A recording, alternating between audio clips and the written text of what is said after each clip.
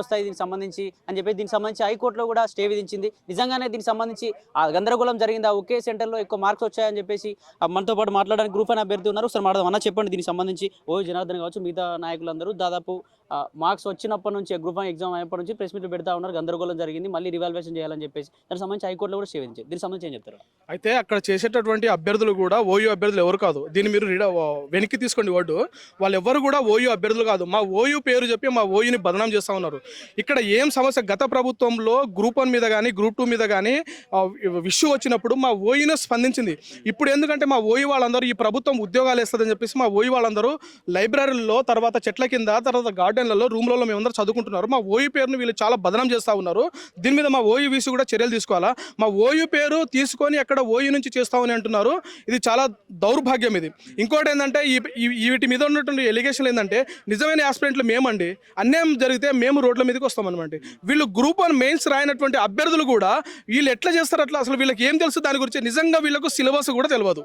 నిజం చెప్పాలంటే వీళ్ళకు గ్రూప్ 1 గ్రూప్ 2 సిలబస్ కూడా తెలియదు. ఇలాంటి వాళ్ళు మాట్లాడడం వల్ల మాలాంటి నిరుద్యోగులకు అన్యాయం జరుగుతూ ఉన్నది.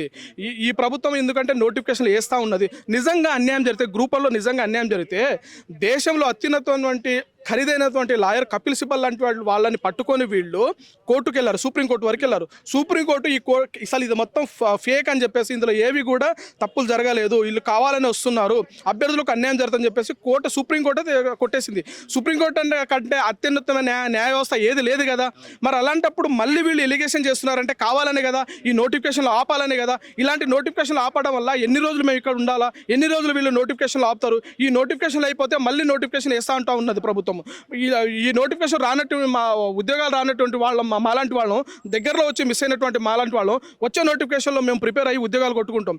కాబట్టి ఇలాంటి వాళ్ళు తప్పుడు ఎలిగేషన్ల వల్ల, ఇలాంటి వాళ్ళు రాపడం వల్ల మా నిరుద్యోగులకు అన్యాయం జరుగుతున్నది. కాబట్టి ప్రభుత్వం కూడా వీటిని పట్టించుకోకుండా తొందరగా వాళ్ళకు ఆర్డర్ కాపీస్ ఇస్తే నెక్స్ట్ వచ్చే నోటిఫికేషన్ అయినా మేము సెటిల్ అవుతామని చెప్పేసి అనుకుంటా ఉన్నాం. కాబట్టి వాళ్ళు చేసేవన్నీ ఫేక్ ఎలిగేషన్ అని చెప్పేసి మేము అంటా ఉన్నాం. అంటే వాళ్ళు ఏం చెప్తారు అంటే ఒకే హాల్ ఏదైతే ఒకే సెంటర్లో 0.5 సంబంధించి సమానమైన మార్కులు ఎలా వస్తాయని చెప్పేసి ఖచ్చితంగా రివాల్యుయేషన్ జరగాలని చెప్పేసి వాళ్ళు చెప్తా ఉన్నారు. అంటే ఒక ఎగ్జాంపుల్, ఒక 15 మంది ఉన్నటువంటి సెంటర్లో 70 మంది రావడం అనేది ఇది కాదు, రాదా? ఒక 1500 మంది ఉన్న దగ్గర 70 మందికి రావచ్చు కదా. ఇంకా సమానమైన మార్కులు అంటా ఉన్నారు. Example group 1 group 2 objective type ఎగ్జామ్సే చూసుకుందాం.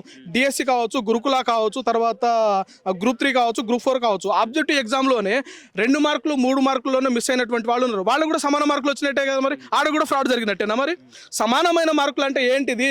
1 మార్కు 2 మార్కులు 3 మార్కుల్లోనే మిస్ అవుతూ ఉంటారు జాబు. అవి సమాన మార్కులు. మరి ఆబ్జెక్టివ్ టైప్లో కూడా సమానమైన మార్కులు వస్తాయి కదా. మరి అవి కూడా ఫ్రాడ్ జరిగినట్టే. మరి దీన్ని కూడా యాక్సెప్ట్ చేస్తారా మీరు అనమాట? ఇప్పుడు 420 421 కట్ ఆఫ్ ఒక మార్కులోనే డిఫరెంట్, ఒక మార్కులోనే 10,000 మంది డిఫరెంట్ ఉంటుంది.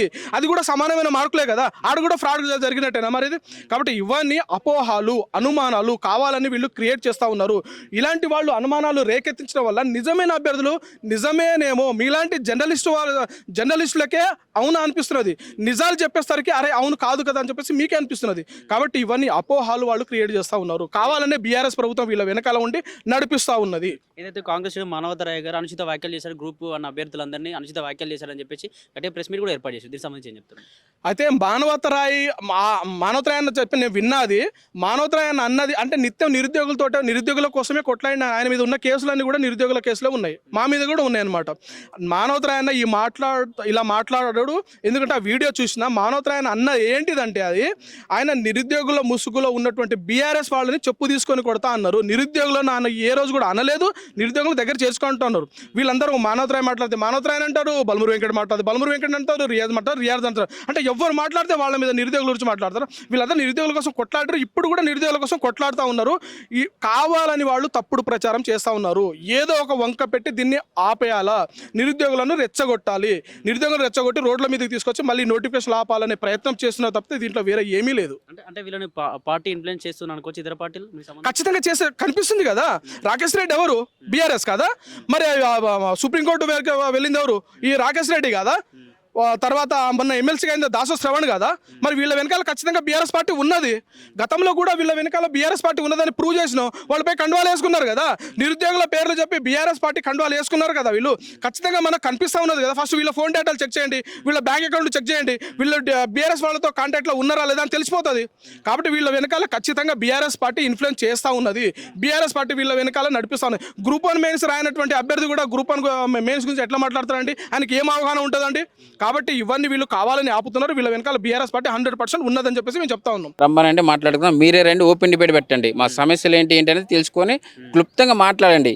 అంతేగాని ఈ వేరే పార్టీకి వేరే వ్యక్తి సపోర్ట్ చేసినట్టు మాట్లాడటం, నిరుద్యోగులు బ్లేమ్ అయిపోతున్నారు.